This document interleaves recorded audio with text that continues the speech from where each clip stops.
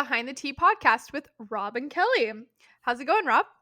It's going pretty well. How are you today?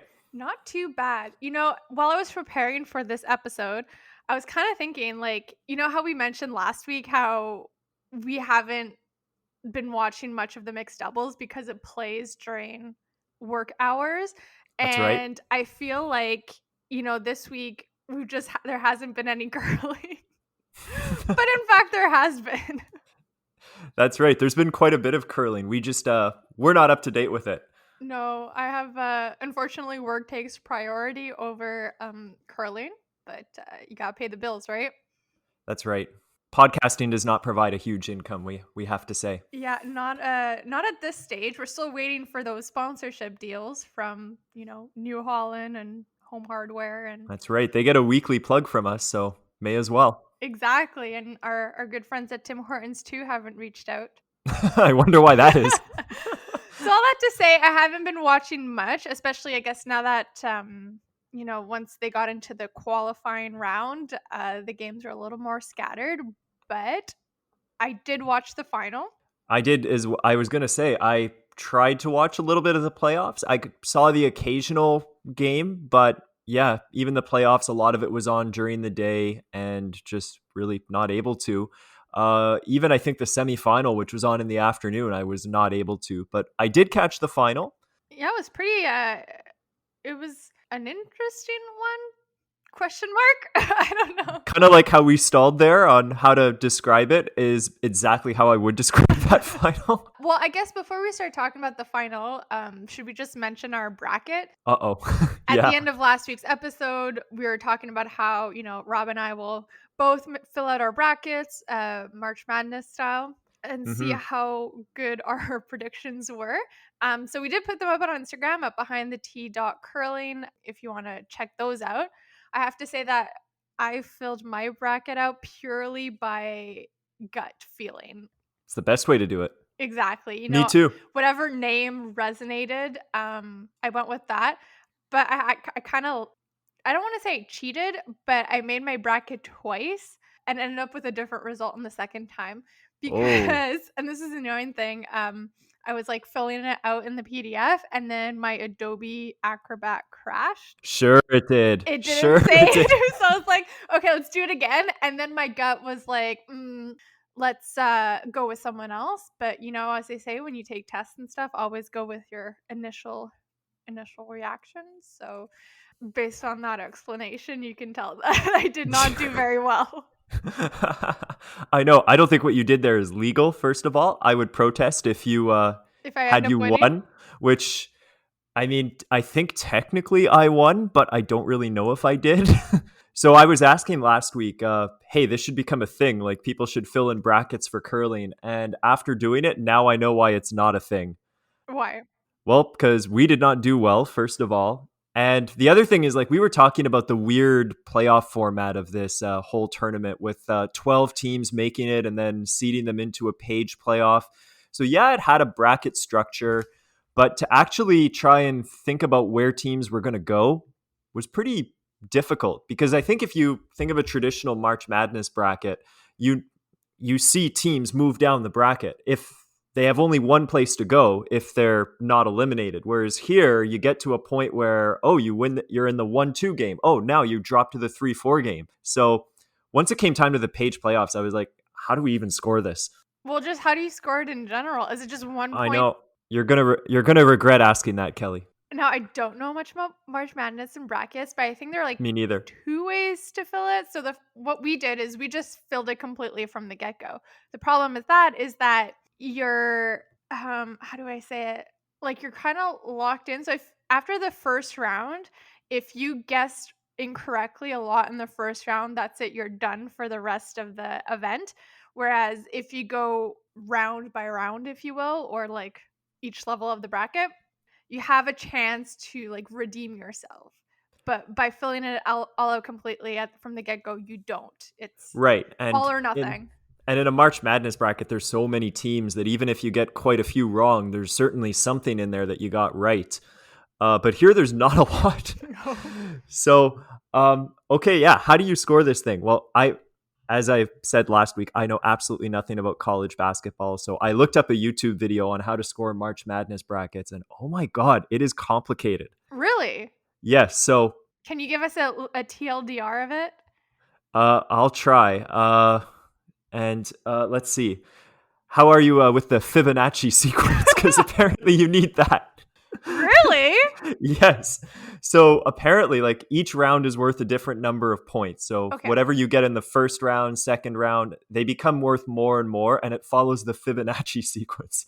So the first round is worth, we skip 1 and 1, the first two numbers of Yeah. the sequence. And let's see, where are my notes here? I'm going to need them. So the first round is worth 2 points for everything you get right. The second round would be worth 3 points. The third round would be worth 5, 8, 13, 21. If you were moving down a March Madness bracket. For us, we kind of just capped that off at 3 rounds because Okay. after that, all our teams were eliminated anyway. And just to make it more complicated, Yeah. if you pick an upset, Okay.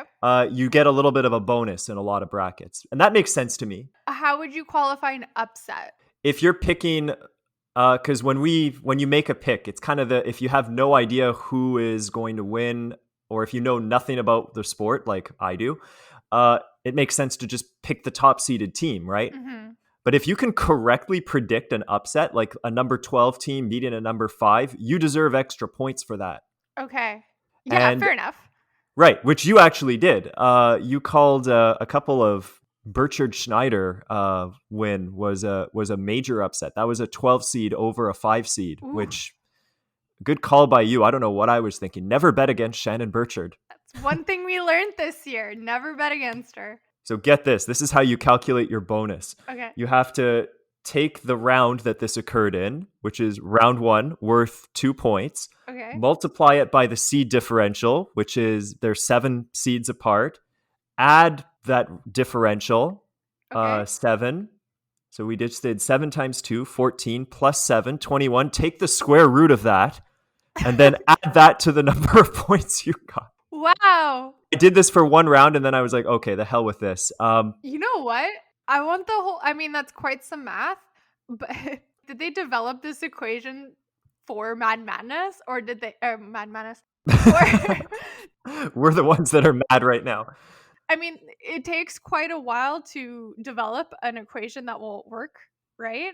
And so was this equation developed solely I think it was for by March? some random guy. It was the first video that popped up when I looked on YouTube how to score March Madness, and it was this guy explaining this system. I don't know if it's widely used. I don't know if he invented it, but I tried it, and I guess it works, except that I got really annoyed with having to calculate this. So fortunately, by the time we got everything wrong, we didn't have to do very much math. There must be a calculator for it online somewhere, or if not, Actually, yeah. someone must have coded it. Oh, for sure. For sure. And you know what? I just had the thought. You know how math, let's say, is one of the least favorite subjects in school? Get some Mad Mag. Why do I keep saying that? Get some March Madness proofs up there, and you'll get the kids more interested. Instead Maybe. of just a random equation or a random math problem, being like, "Hey guys, you want to calculate the score of your March Madness bracket? Let's work on that." That's true, actually. You're talking to a math teacher too. There you go. I'm giving There we you go. some I know what I'm lesson doing ideas. tomorrow.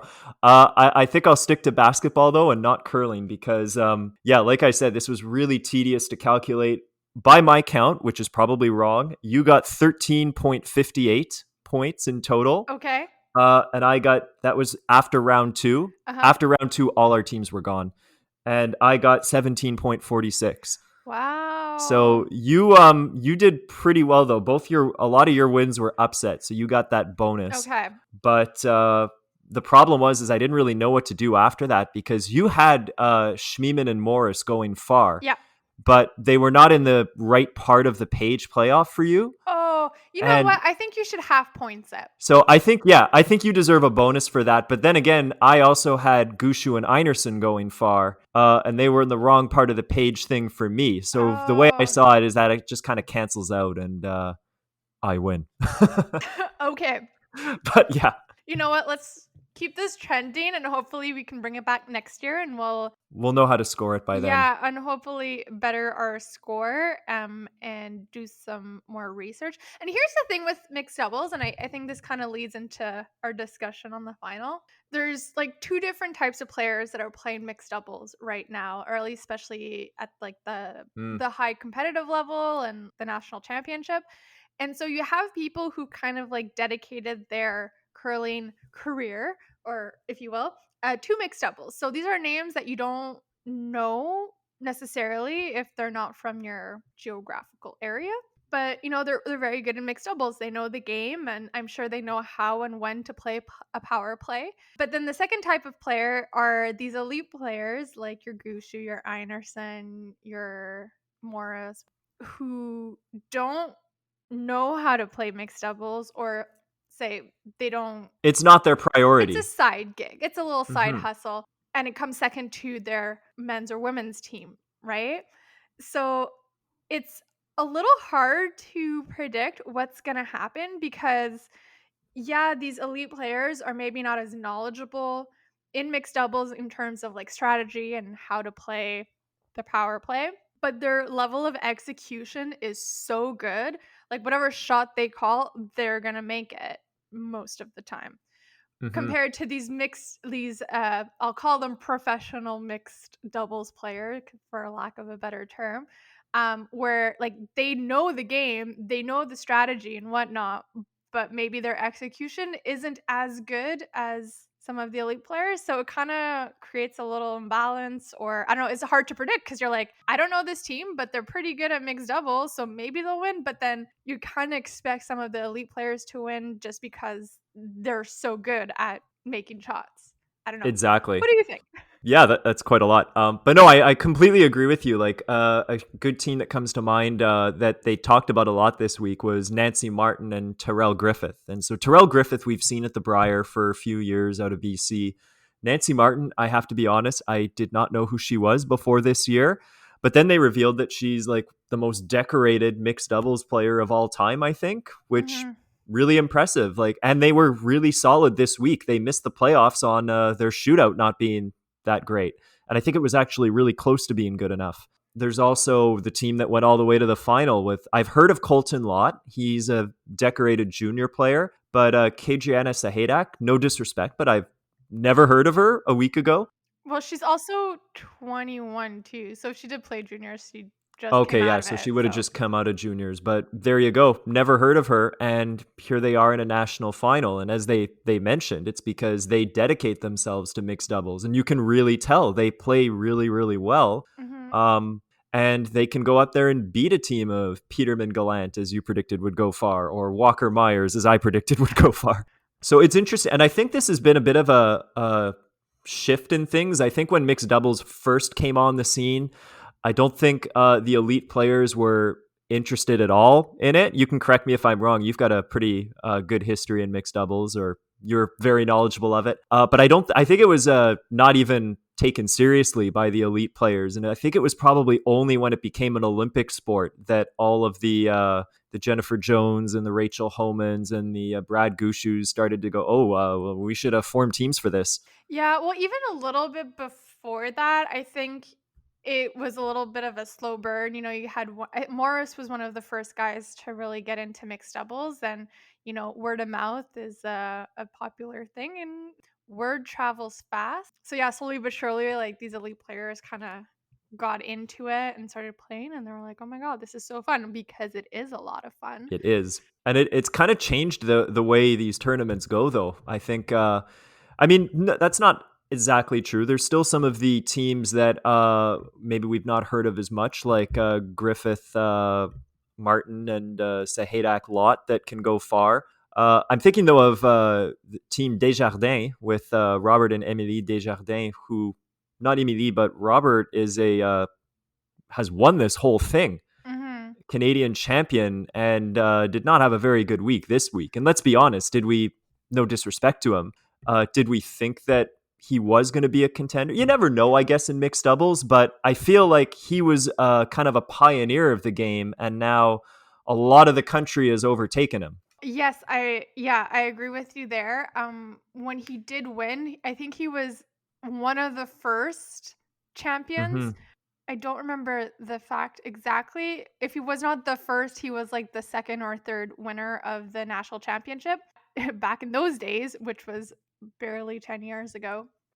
An eternity ago in An curling. eternity, yeah.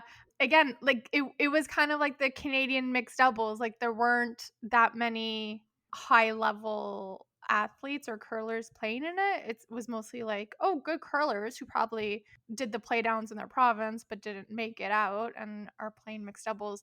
So yeah, I think it was a little easier back then. But again, with the introduction of the elite players, it's gonna get a lot more challenging because yeah, maybe they don't know the game as well as you do. Their execution is so much better.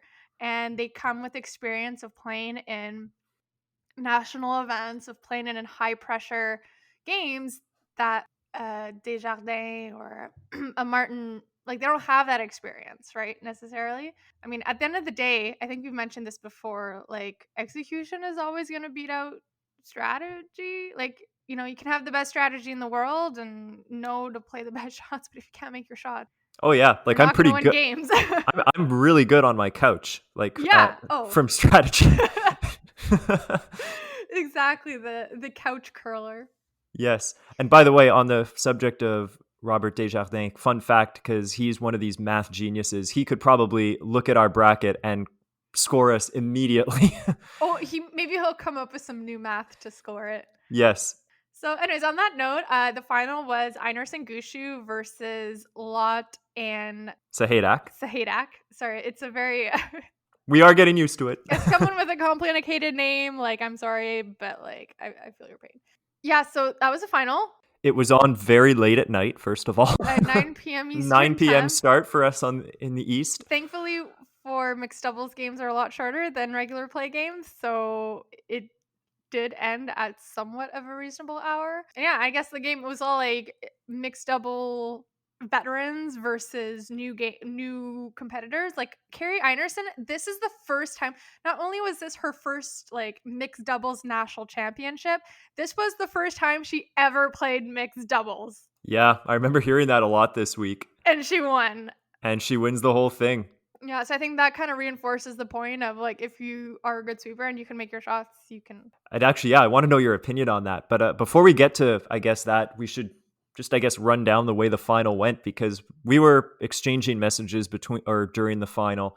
And actually, I learned something, and it's that don't text Kelly, wow, what a shot, because I learned that your TV is on a bit of a delay.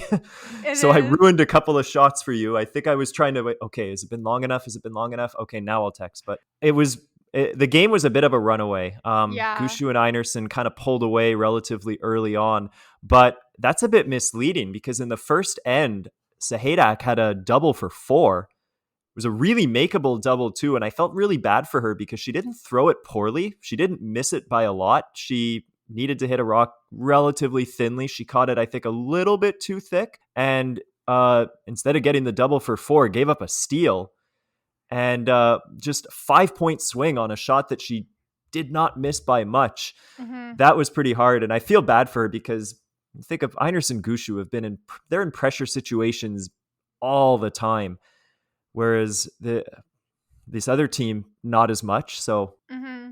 I felt bad for her when she missed that shot. She didn't throw it poorly. No, I mean, it happens so Yeah. many times.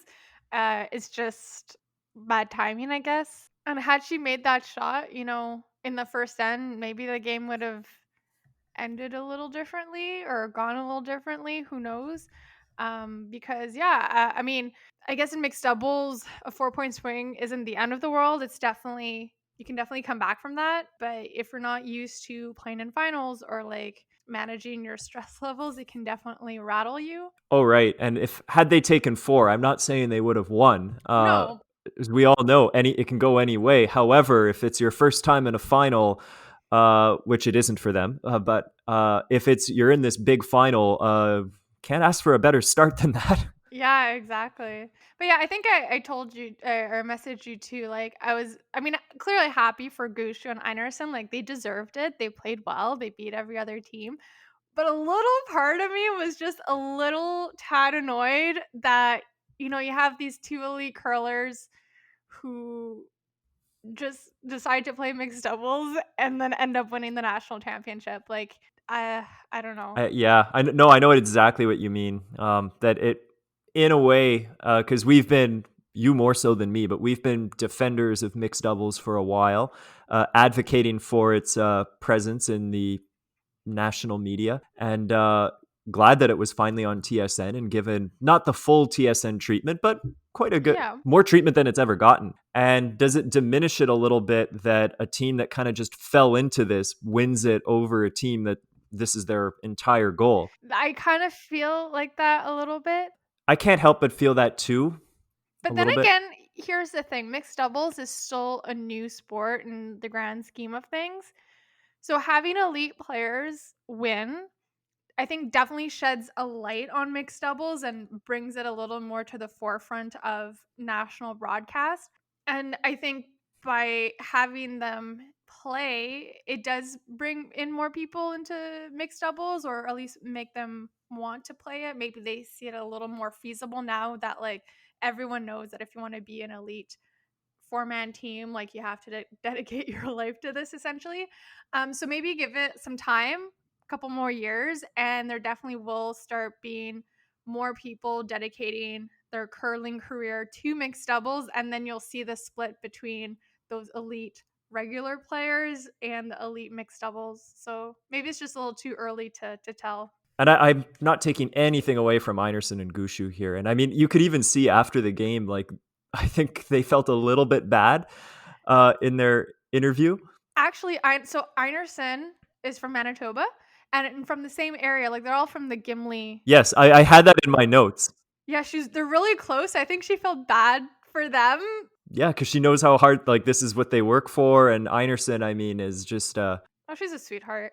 probably the greatest curler in the world right now. Just everything, she's making everything. And at the end of the day, what do you want her to do? Miss her shots? She's too good to miss shots. And so her and same with Brad. Like, can you think of a better arrangement of two curlers from this country? I don't think I can. Okay, well, this is what is kind of funny. I don't know if you know noticed this too. Everyone kind of knows each other in curling, and they form teams, but you can tell with Einarson and Gushu, at least, because it's the team that I saw the most, is like they're very polite with each other.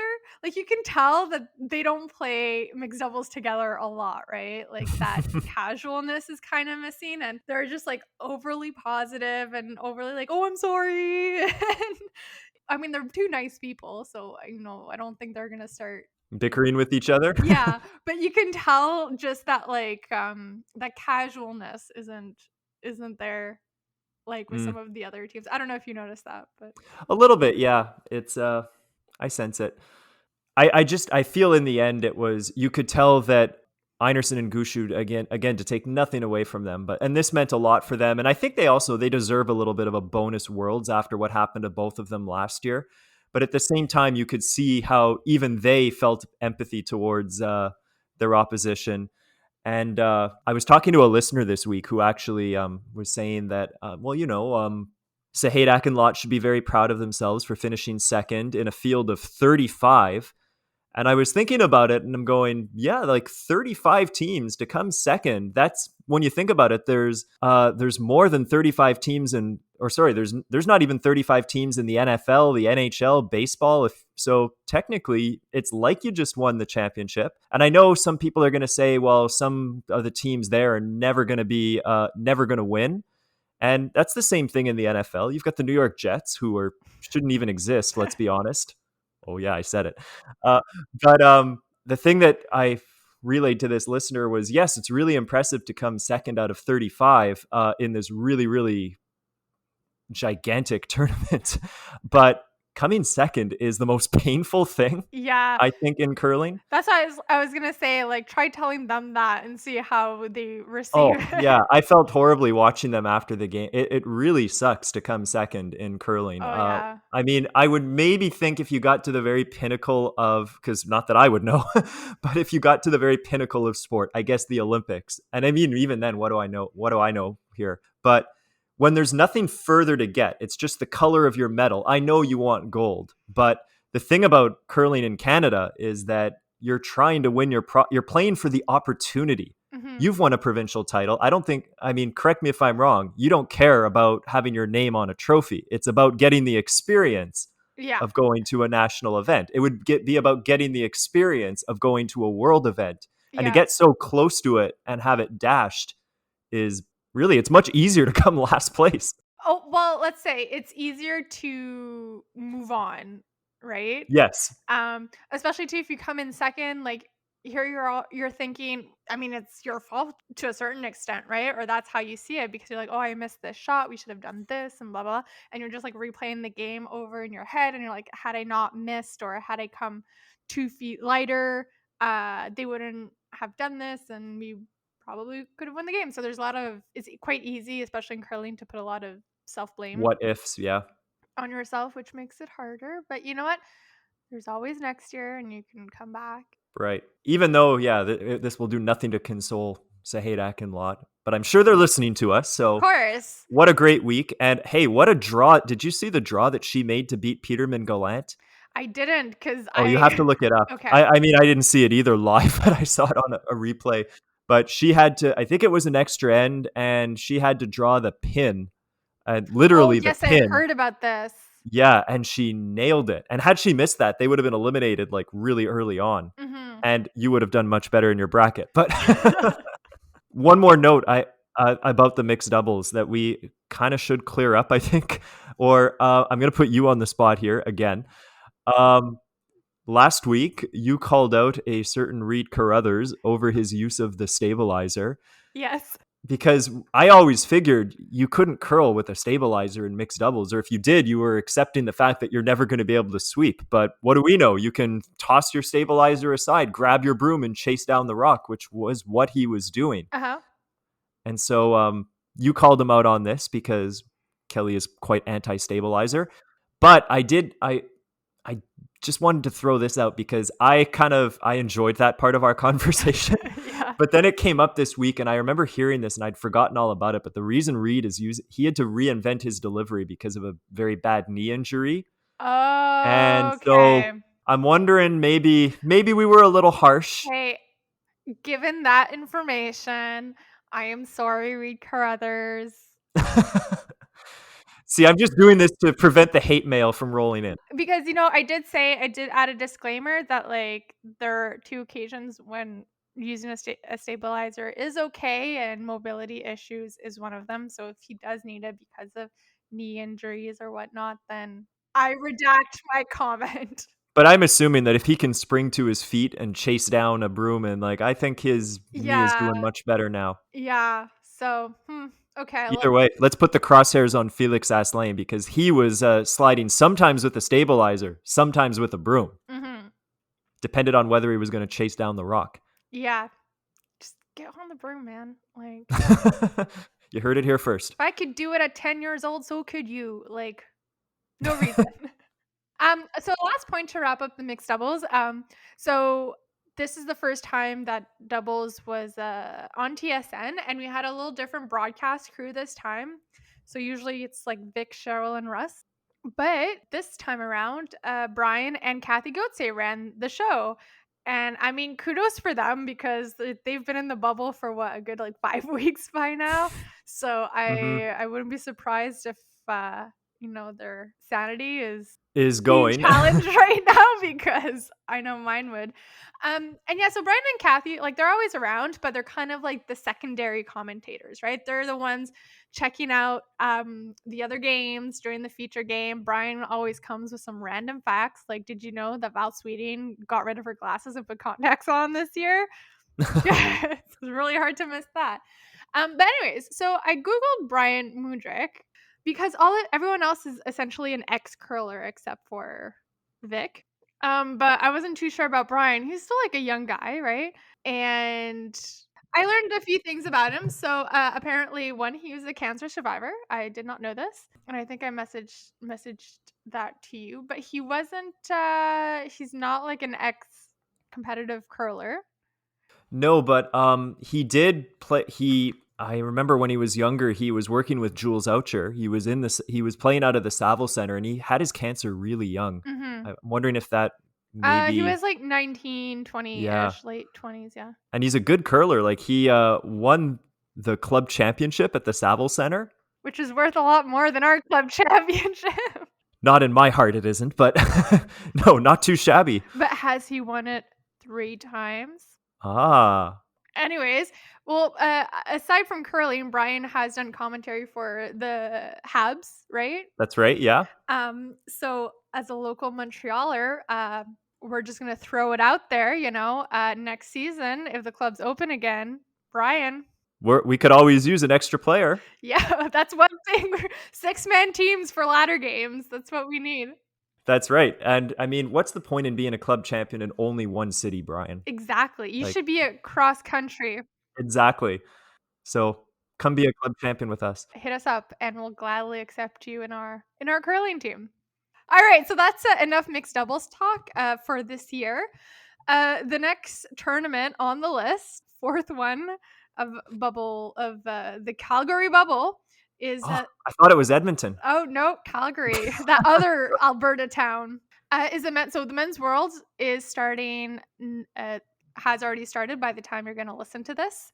So we have a lot of international teams flying into Calgary and quite a lot of familiar names that we've seen before. One thing I'm curious, and I'm sure they'll talk a lot about, is their whole ordeal to get into the country Yes. because it is not easy right now. No, but they just changed the quarantine rules from 14 days to 7 so that the Canadian NHL teams could make trades. Of Of course, Canada would make it based on hockey. Of course, but they still have to quarantine at a hotel. Right, but I believe only for 7 days instead of 14. Oh, I thought it was a minimum of 3 as long as you get like 2 negative tests or something. Oh, Yeah. I don't know. Anyways, they're going from one I hate this pandemic. they're going from one quarantine hotel to the other one. So we have so our Team Canada, Brendan Botcher took him 4 tries and he's finally there. And from what I saw on social media, it looks that Molding will be able to play. His back has been feeling better. Hmm. In case you weren't aware, he had to drop out of mixed doubles because of back spasms. So apparently he had been given opportunity to like practice on the ice. Guess who's jumped aboard that team, by the way? I heard about that, except they did not update the Curling Canada website. No, but Mark Kennedy is back, or not back. He was never with them, but Mark Kennedy is joined as their alternate, replacing Patrick Jansen, who I think is still going to work with the team, but in some kind of coaching or advising role, they said. Oh, like a sports psychologist type thing? I'm not sure. Patrick Jansen's a pretty good curler himself, though. Mhm. So I don't know. Oh, look at that. Mark Kennedy just jumping from team to team. But he is a Calgary local, though, I think. Or at least he is based in, if not Calgary, Edmonton. Yeah, it's easier for him than for some other people, I guess. True, true. So anyways, we'll be cheering for them, obviously. And of course, because it's the Worlds, they won't be airing all of the games. Like we will only be able to follow Team Canada. So come back next week for our comments on how they did. How we think that'll go, yeah. Yeah. So I guess, Rob, we should just do a little roll call to go through the teams and give our comments. Sure, I'll see if I've heard of. I know there's a few that I won't. And then we can just, I guess, end on our top 3 and winner, because I think it's the same form. Are they doing page playoffs or? I don't think so. I think the world lately has been doing some pretty weird things. Like first, there's 14 teams, right? Yeah. Okay, yeah, 14 teams. It's a full round robin. Yeah. And I think they take the top 6. I think they've been doing that recently. There's something where, hey, you know what that means? We've got another bracket to do. Yes. Follow us on Instagram. And it'll be shorter. It'll be smaller. Okay, I'll actually do. Stay tuned. I'll do research on that one.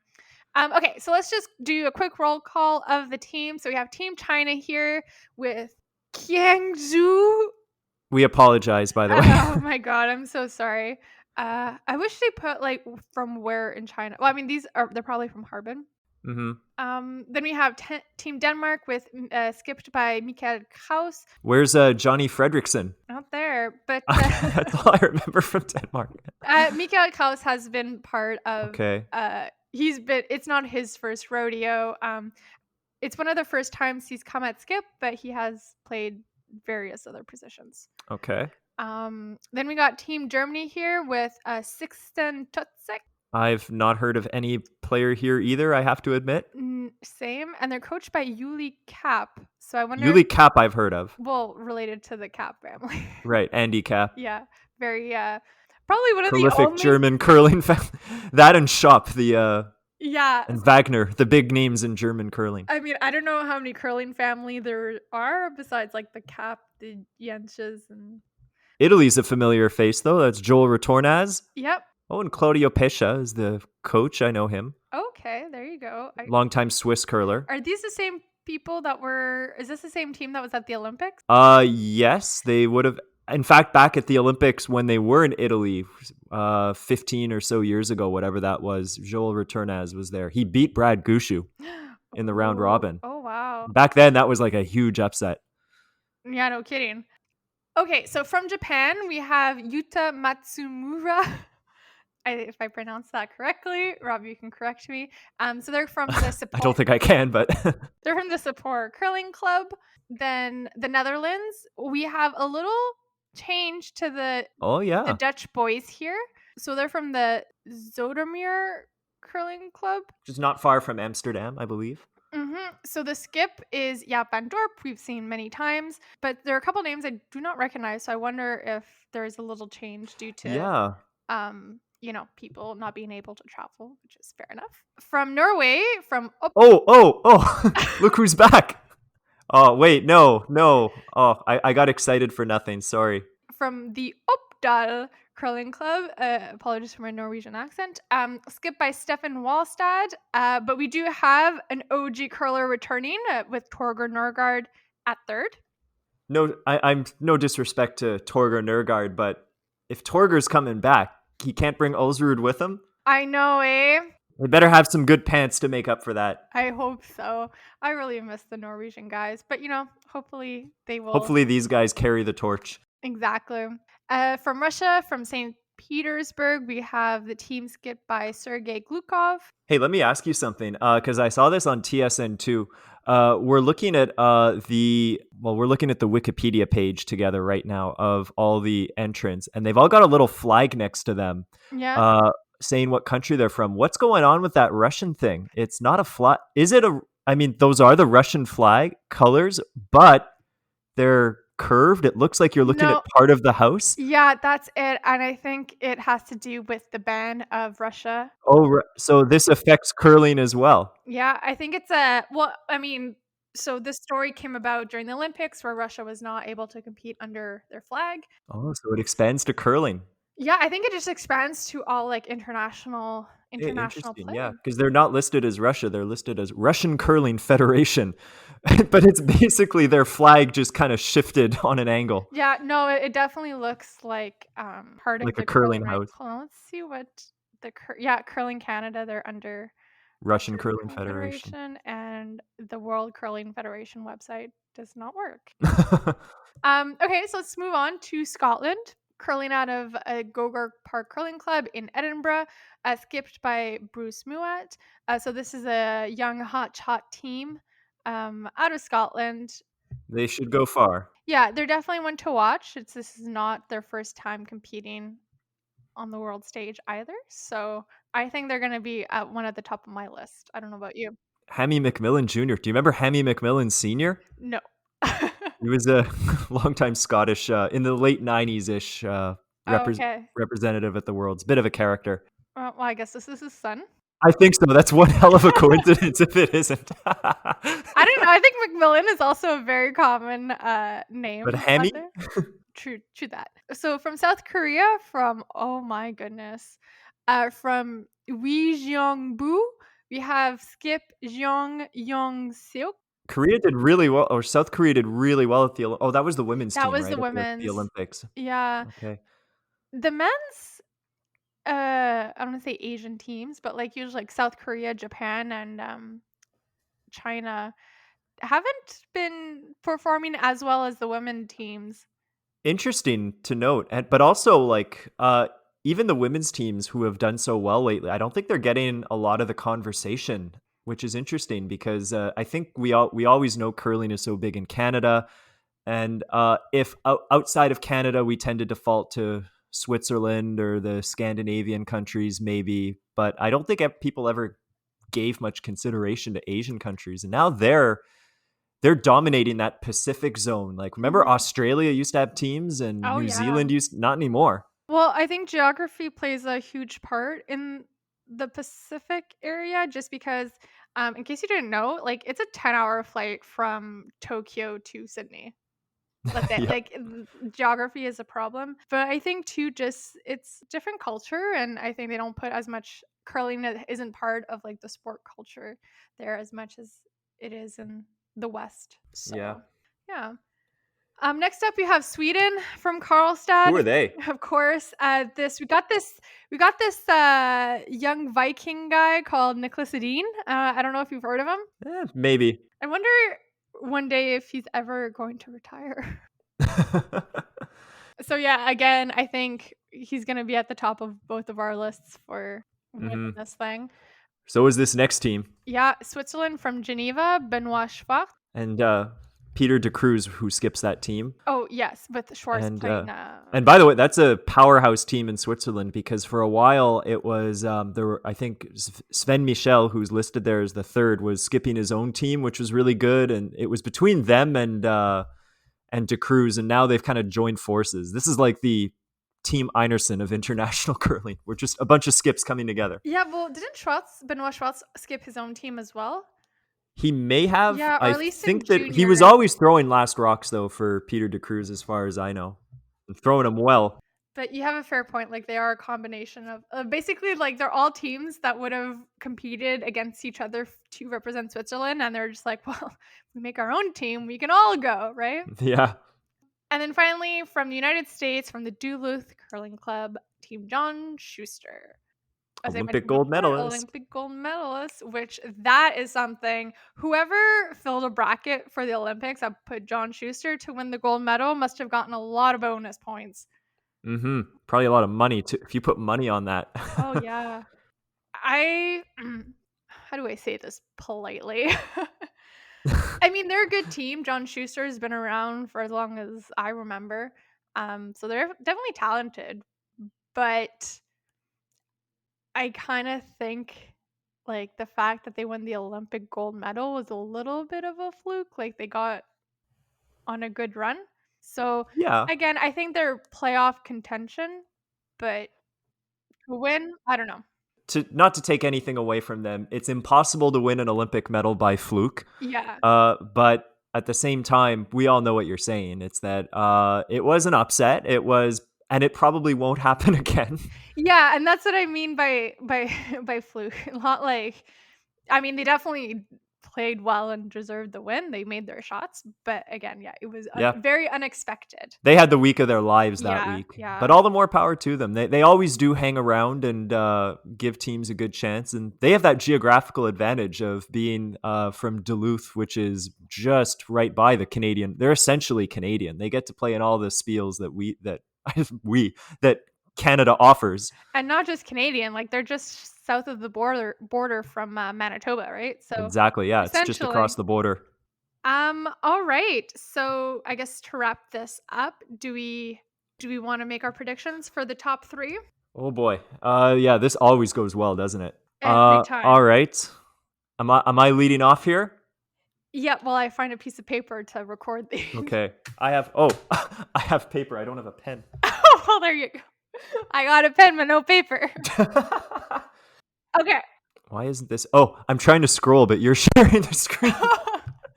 Can you just scroll that a little bit down there so I can see all the teams? There you Perfect. go. Oh, and there's their world ranking. Oh, Oh, good, because wow. that's going to influence my. South Korea is ranked 275th. Oh, Wow. interesting. And sorry, this is not the country ranking. This is the team ranking. The team on the representing them. WCT. I will go with Botcher Moet and De Cruz. as my top 3. You're putting Nicholas Edin out of the top 3? Hard to believe, but you heard it here first. I'm going to look like a genius if I get it right. And in the 99% chance that I get it wrong, you all get to laugh at. So just to make sure I got that right, Botcher, Muad, De Cruz. Yeah. And who's going to win? Switzerland. Okay. Going out there. It's not too crazy a bet. I mean, No. Switzerland has been really good. No, they're a very good team. They're a very good team. They're also ranked number 9 in the world. Okay, so for my picks, I'm gonna go Botcher as well because proud Canadian. I'm also gonna go De Cruz, but I will keep Edin in there. Okay. And who's your winner? I'm kind of regretting my choice already. I just thought too late. It's locked in paper. I'm gonna go with Botcher. Yeah, I was gonna say, just thinking about that now, I'm like, well, at least Botcher's gotten a curl in the last month. Has Team Switzerland? I don't know what's going on over there. So true. I don't know. I assume so. They're pretty lax for a while. I mean, it's hard to say because I guess we're in different stages of pandemonium at different times. So I mean, Geneva's pretty isolated too. So a lot of these teams they managed to find some ice time. So. All right, so I guess that's it for this episode. So we covered a lot of ground. That's the Worlds. We've covered all the mixed doubles, and one more closing thought on mixed doubles, if we can just go back to that, because you alluded to it before, but I think I've found the secret to mixed doubles success. What? And it's that because we've been trying to learn the strategy, and it's not easy to do, and it's really just make your shots. But the other thing, move to Gimli. Yeah. And I feel like I've actually been to Gimli. It's a really nice place. It's it's an hour north of Winnipeg. It's there's a nice beach there. It's a very big Icelandic community. I believe it's the biggest Icelandic community outside of Iceland. Oh, okay. Fun fact. I don't know. I mean, that's pretty cool. Throw it in there. But yeah, something about it, because 3 of the 4 people in the final from the Gimli area, that's where you got to go. So. Okay, well, maybe next year we'll reconsider. Yeah, I don't know where I'm going with any of this. Just a fun fact to throw. I had it in my notes, and it's like I got to squeeze it in somewhere. All right, so don't forget to watch the men's World Championships starting April 2nd, all through the week. And if you know how to score brackets, send us an email. Yes, at behindthetee.podcast@gmail.com. Bye.